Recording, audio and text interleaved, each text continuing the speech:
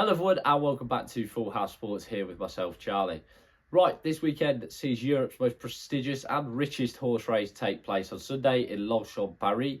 It's the Prix de l'Arc de Triomphe and it should be an absolute cracker. A wide open field this year with plenty of chances, 18 horses going to post. But one thing I wanted to touch on, and it's quite a unique obsession, is the obsession of Japan with Europe's richest horse race. Japanese horse racing has got a cult following, a massive following. It is becoming a sport up there with the likes of rugby and football as one of Japan's most popular. And it has got a huge cult following. Like I say, horse racing has 7 newspapers exclusively dedicated to it. Horses are almost like celebrities. It's got its own anime series. There's lots of different facilities where it seems to have fused with Japanese culture. But the one thing, the holy grail for Japanese horse racing, is the Prix de l'Arc de Triomphe. Now, it has had many heart races. It's a tale of heartbreak, really. There was El Condor Pasa back in 1999 who was narrowly pipped on the line. There was Deep Impact who came from Japan to Longchamp with a huge chance, a national following. The nation almost stopped to watch him race. The viewing figures from that race are absolutely incredible and insane. And he came to that race and was finished third eventually, but then disqualified after failing or returning an adverse find on a drugs test. There was Orfev in 2011 or 2012, I can't remember exactly that. 2011, who it looked like for all the money when she went ahead with about 2 furlongs to go, was going to race away with it. The mare, there's a video, of course, of Japanese racing fans celebrating, thinking she's going to win, and then narrowly being pipped by Silesia. It's a story of heartbreak. It's a story of obsession. And it has become an obsession. And it's a really unique sporting story. When I talk about sport, it's these sort of stories that I love, because it's a love-hate affair, which we all know. We all know about it from anything in sport. Some of us who support football clubs or rugby clubs or whoever who maybe aren't great all the time or inconsistent, we know that. And the fact that Japan's horse racing is geared towards this one race in France, when there's so many great races in Japan, and there is, and they're not exclusively focused on the Prix de l'Arc de Triomphe, but they so badly want to win it. And I'm going to put my neck on the line and think that this year is the year that the hoodoo will be cursed. The curse will be broken. The hoodoo will be broken.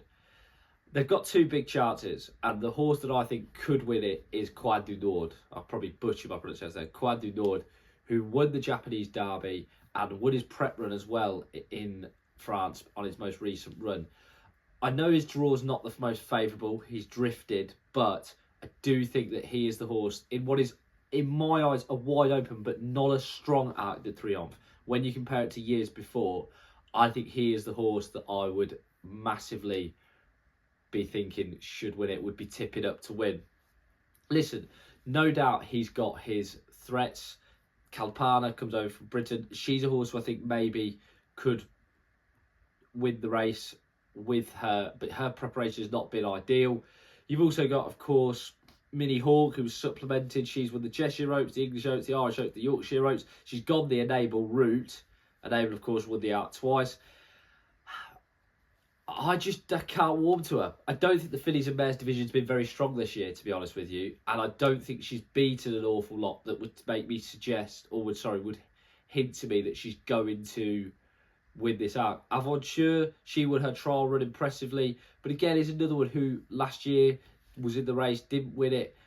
I just can't warm to many of the big chances. I don't think it's a very strong race, and I just think this Japanese horse quite ignored in what is great form. The Japanese form coming over is fantastic. I think has a great chance to break the hoodoo or the curse, like I say. There's also Byzantine Dream, who won his prep run at Longchamp as well. He's another Japanese rider. His best form is over a longer distance, which could benefit him, because if the rain does come at Longchamp at the soft ground, his stamina is going to be really key in order to win this race, especially if it becomes a bit of a slog. There's other horses, like I say, who do no doubt stand a chance, but I just can't take my eyes off Croix Du Nord. I think he's got a great chance of, like I say, doing what others haven't done. You only have to watch his Japan Derby win. He comes from nowhere. He comes from way back. Yes, his draw isn't great. I also think Deriz could run a big race. He's one who's been tipped up by a few people. He's had a bit of a weird, odd season. I think you can pretty much discount the Juddmonte International run, because that was an utterly bizarre race in which you can discount that. I think he could run a big race. But like I say, Croix Du Nord, I'm going all in. Chips are in. I think he will win the Arc for Japan. As always, guys, thank you very much for watching. Like I said before in videos, I love my horse racing. Please feel free to like the content. Please subscribe. Anything you guys do is greatly appreciated. Thank you.